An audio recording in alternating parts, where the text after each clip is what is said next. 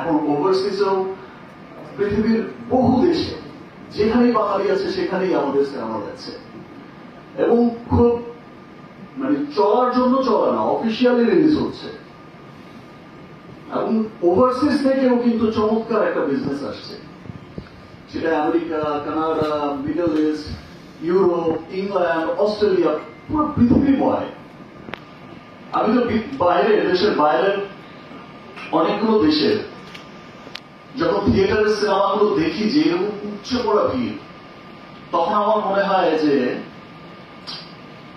Yes, একদিন বলেছিলাম যে পুরো পৃথিবীতেই দাপটের সাথে চলবে আমাদের সিনেমা, এবং এই ওভারসিজ কিন্তু এখন দাপটের সাথেই অফিসিয়ালি মুক্তি পাচ্ছে।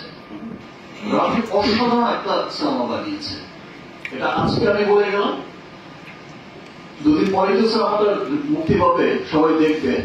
আমার বিশ্বাস যে প্রত্যেকটা মানুষ সিনেমা দেখে বলবে, যেটা আফজাল ভাই বলল যে এটা আমাদের দেশের সিনেমা,